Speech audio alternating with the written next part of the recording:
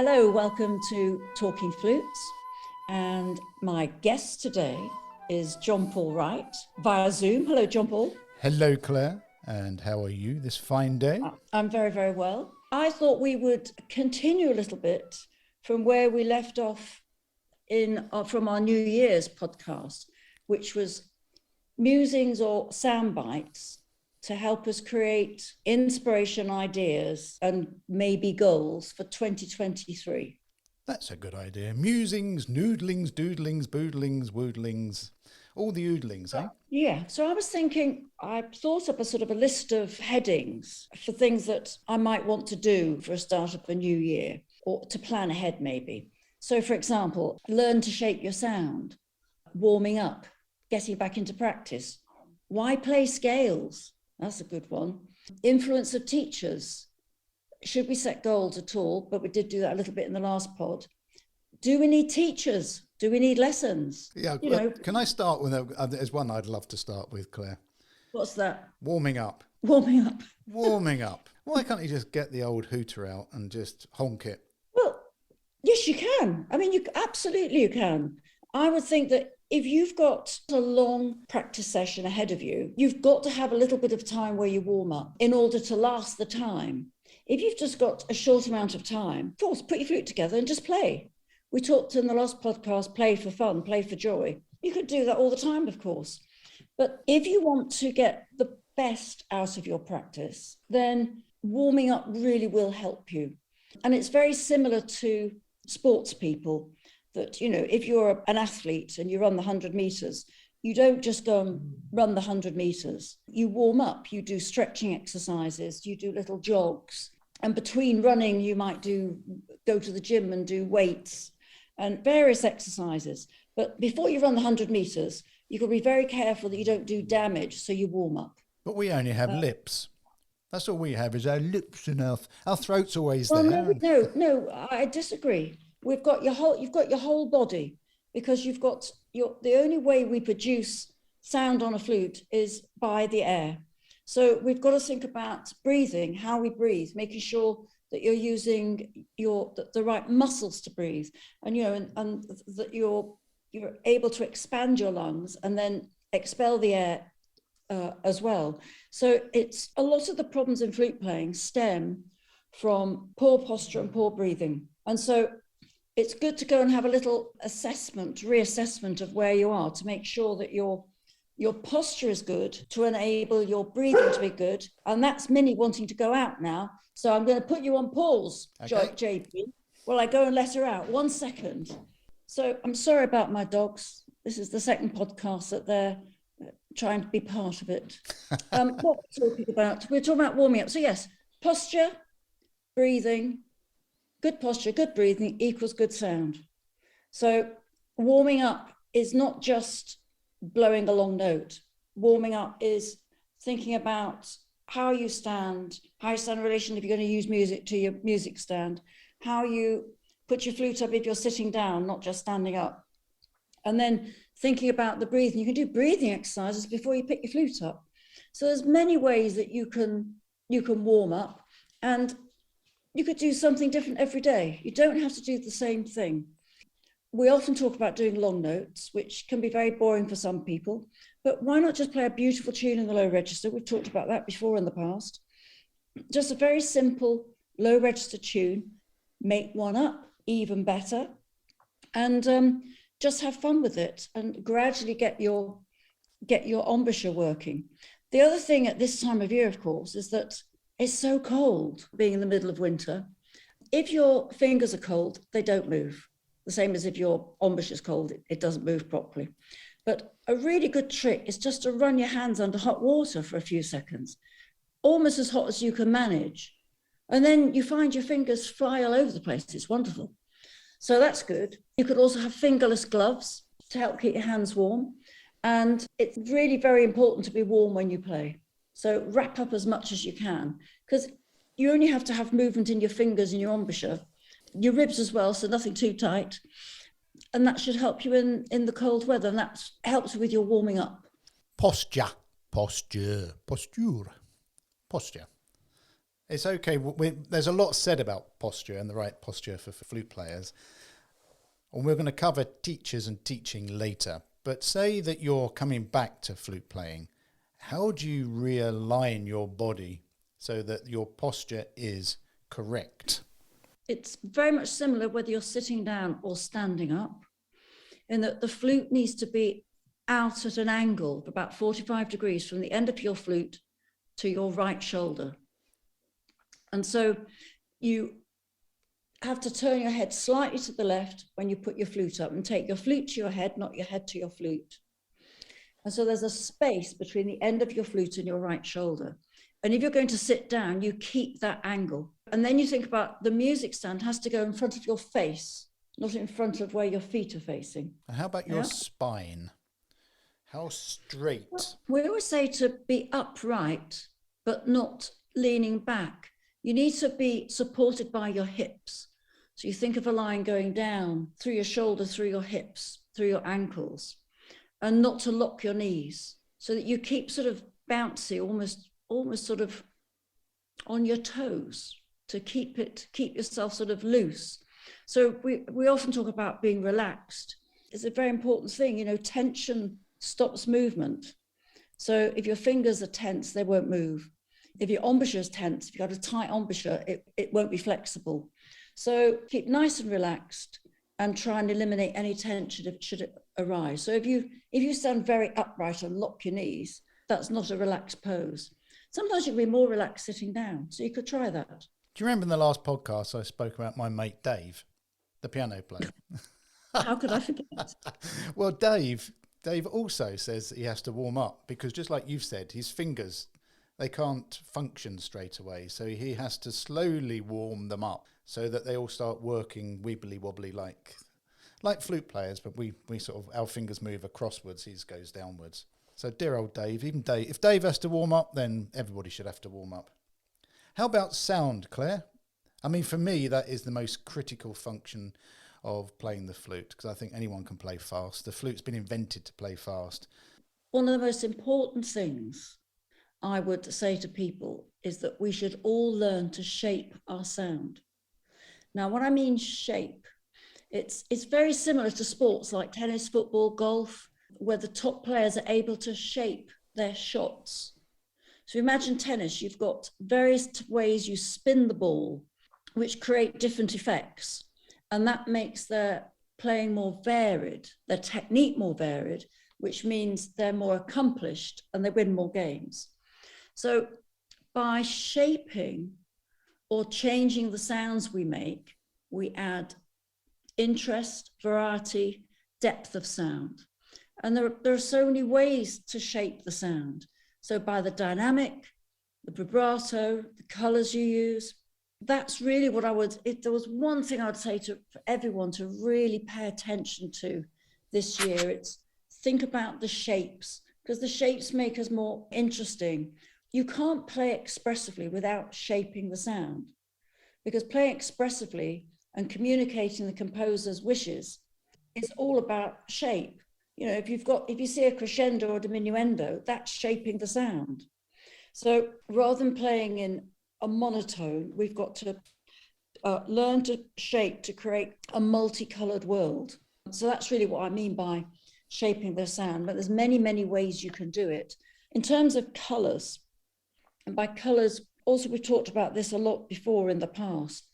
By colors, I just mean the different types of sound you can get on your flute, the different textures. I use color because it switches on my creative juices when I think of color. I use chocolate, Claire. I think you know that. Food. I was going to say food is also good. Food is also very, very good. If you want to play like green custard, then that's fine. As usual, you take it the opposite extreme. That's normally me that does that. Or blue chocolate. That's absolutely fine. And it's not so much that it doesn't actually mean anything, but it might help you change something in your setup that shapes the sound. So I would say start with dynamics, because dynamics immediately give you shape. Now, of course, one of the problems of dynamics is that you can play out of tune. So you've really got to listen to the intonation. Dynamics will shape and create more interest in what you're doing. And think about, first of all, just doing simple things, doing a crescendo or doing a diminuendo, and then think about where you're going. Are you going from piano to forte, or piano to fortissimo, or pianissimo to mezzo piano? Think of where you're going to, or where you're coming from. Maybe it's fortissimo down to forte, and see if you can grade the dynamics so that you know where your parameters are.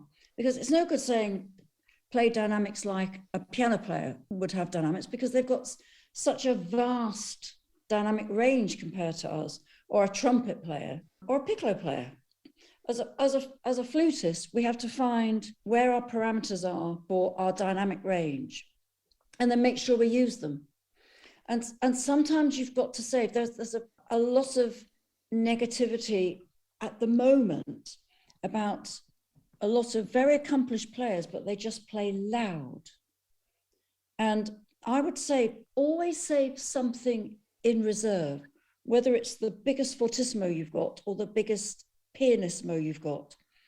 Keep it in reserve for a really, really special moment.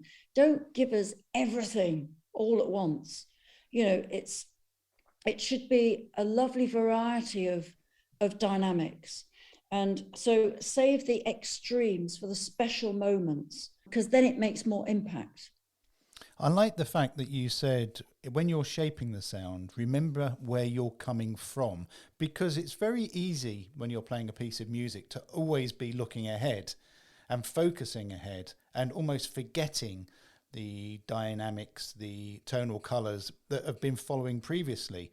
So there's no seamless movement into shaping that sound.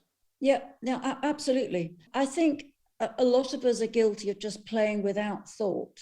Maybe just if you had one practice session where you're more mindful of the dynamics, just pick one aspect, because there's often so many things going around on our head that we can't really sort anything out. So maybe if you just concentrated on one session on dynamics and be more mindful of what you're doing with them and see where that takes you. Then look at maybe the music you're playing and look at what the extremes are within the piece. And if you're playing a piece of Baroque music, chances are you haven't got triple piano and triple forte. So restrict yourself within that piece. But if you're playing a piece of Stockhausen, you'll have quadruple piano and quadruple forte. It's different according to what you're playing. Don't give us everything on every single piece. If you were to go and listen to lots of flute players, whether it's on YouTube or going to concerts or a flute convention, sometimes you'll find a lot of players are guilty of just playing loud. Might be fabulous, beautiful loud, beautiful sounds, wonderful technique, but it's not music making.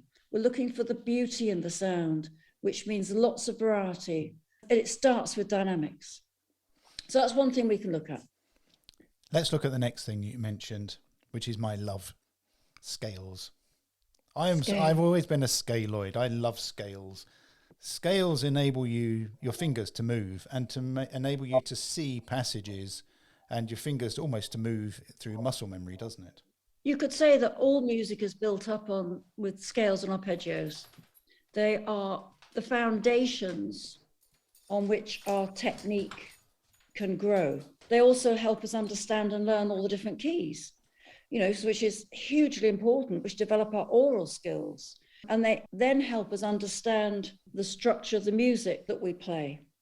So what is a scale? So a scale is a sequence. And I think that we should be playing more sequences in our practice to help us understand the keys and understand how keys work and how they relate to each other. So a sequence is just a pattern that it can be repeated in all keys. So a scale is the most common sequence that people play. It's a pattern of notes, moving by step, that we play in all the keys. Unfortunately, scales can be the most boring. Then get creative with them rather than not practice scales. So we were talking just a minute ago about shaping the sound. Shape your scales. Use dynamics. use colours, use vibrato, do something to help create more interest within your scales, or find a sequential pattern that's based on scales where you can do, again, all the same things. There are so many sequence books, aren't there? In fact, I did a podcast on sequences. I can't remember what number it was. Nor can I, Claire. We've done so many podcasts now. So many. I remember mentioning some of my favourite sequences, the Andre Macquart daily exercises, the Reichert daily exercises, Philippe Bernot, his technique d'embouchure.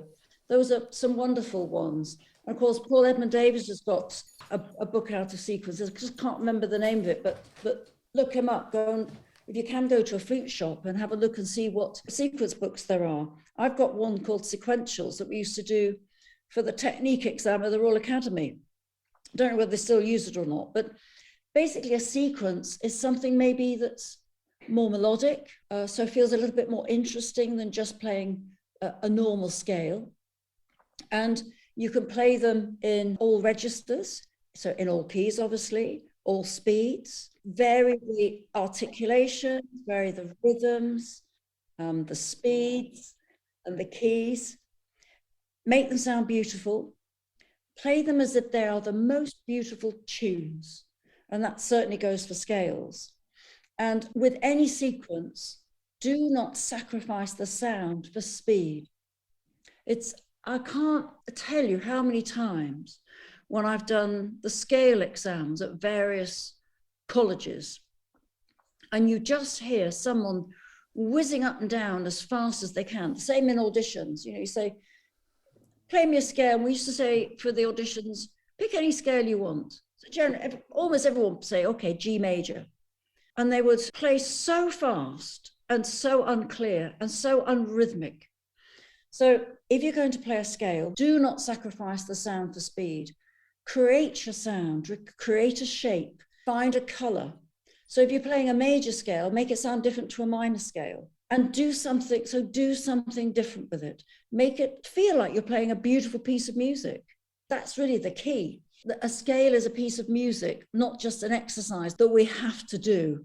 And remember in the New Year podcast, you were talking about jazz, and we should also look at patterns in jazz, blues patterns and dominant sevenths and all the augmented fifths and all these other little patterns that they use in jazz, because that takes you out of this square. Because we said, didn't we, New Year's anti-resolution was to not be confined within a shape, to be a cloud, a wispy cloud, rather than a lump of thunder. Yeah.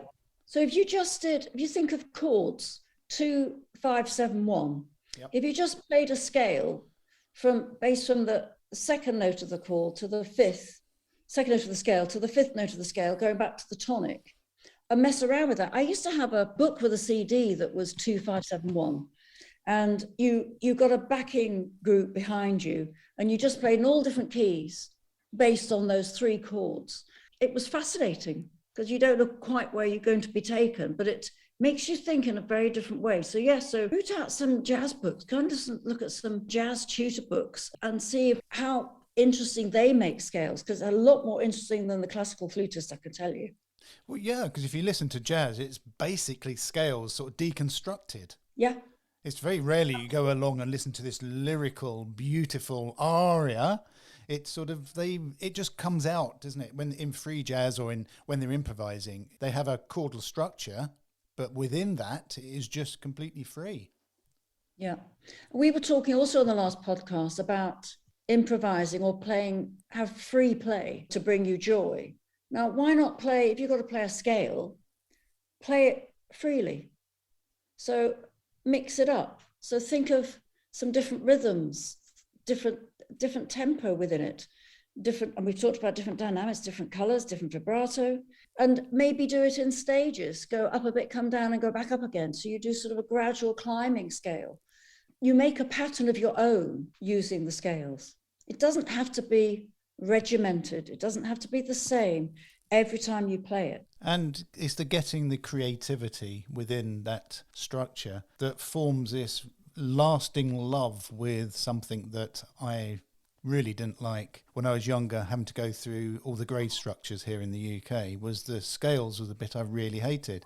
And yet by messing around and by changing how I viewed a scale, I came to really, really like them. Yeah, absolutely. So yes, our flute exams progress, giving you more and more scales each grade.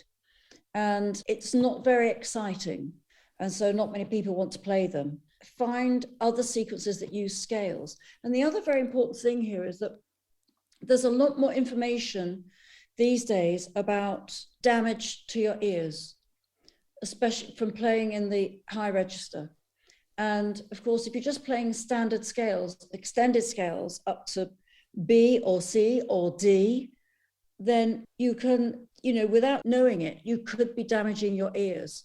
So first of all, if you're doing a lot of top register practice, get yourself fitted out for special musician earplugs that will then protect you from those high harmonics. But also, maybe with your scales, don't always practice that standard scale from the bottom up 3 octaves and back down again. Just do a sequence of the top notes for a little bit of your practice, just for a few minutes, and then do less extended scales for the rest of the time. So don't always play these huge extended scales. Do another type of sequence that works on that top register so that your ears are a little bit more protected. Should we banish top Ds and top Es from our performing repertoire? I mean, how often did you ever have to play a top D or even a little bit higher? Top D is quite common. But I used to call, say, D for damage, because certainly all my scale exams when I was a student, you always had to zoom up to D. And I just felt it damaged everything I did because, you spend the early part of the scale worrying about getting your D out because it will never sound as nice as any of the other notes. So I would rather have a sequence that just works on that top register rather than have the whole scale go up to there. There's a lot of contemporary music and a lot of contemporary composers who might not understand the flute so well, like to throw in these really high notes without a thought to how they're actually produced. I think it can do a lot of damage. But when I was talking earlier about dynamics, keeping the extra special quiet or the extra special loud for a really good effect, save them for those moments where you really need to make a strong impact. A lot of composers who really understand the flute, they do use the top very high notes for effect. So you might have something that is a real flourish ending on a top E or D. Isn't it the Boulez that ends on a top E? I've forgotten now.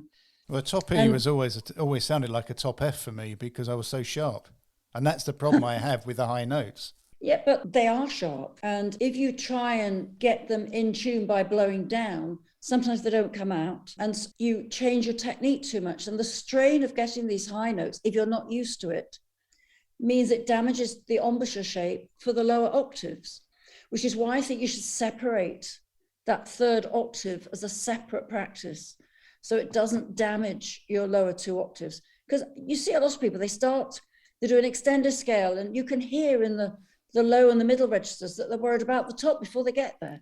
It's something I've always been concerned about. And most of the time, students don't have a choice because it's part of the curriculum that you have to do an extended scale shooting up to the top. And in the grade exams we have generally, the boards that we have in the UK, it's a pity because I think it does cause a little bit of damage. Do you think we've done enough musings? I think we probably have done enough musings or whittlings. Or doodlings or noodlings. I did like that, noodlings. You said that in the last podcast. I'm using that a lot now, noodling. Can you noodle on anything? Noodling's not just playing the flute, is it? You can noodle with a pen, can you? And write and... You can. That's doodle. Yeah. That's doodle. Doodle noodles. It's like doodle. You see, all of us doodle. With you're sitting, you're a bit bored, you've got paper in front of you and a pen or a pencil. Most of us do a few doodlings. Yeah, what do you do? What do you doodle? Do you doodle the same thing? No, always different. I don't know what it is. If I'm doodling, I sort of do a pyramid and I sort of do sticky things coming out, and I think it's really weird and it's really sort of strange. Certainly, if I'm in a meeting, sort of financial meeting or something, then my doodling, noodling, woodling, poodlings are very, very different depending on how bored I am at the time. Yeah. No, I do triangles too, and I do overlapping circles. And then I start shading in different parts of the circles. Oh. And you can definitely take that into your flute playing. You do a Venn diagram. They do. Claire doodles a Venn diagram. It couldn't have been any different, could it? It's been a pleasure being invited back on, Claire. You're very, very welcome. We're getting very close to 250 pods now, aren't we? I know it's getting a lot, but we still would like people to tell us what they would like to hear. We talked at the back end of last year about still being relevant, and someone did write in and said, yeah, keep doing what you're doing, and they didn't mind about us repeating stuff, but it's nature of the beast, really. We will repeat ourselves. Well, I have a habit of that. The older I get, the more I repeat. It's my short-term memories going, my lady. We will keep going until someone tells us to stop, won't we? Oh, please do. Please do. And I can go and do something less boring instead. Well, thanks very much, JP. Thank you. And just our normal reminder to have a look at our Facebook page, Talking Flutes. Message us there, or Instagram, Twitter, @Flute, @Clare Flute, and email flutepodcast@gmail.com. Many thanks, JP. A joy as always, my lady. Take care, everybody. Bye. Bye.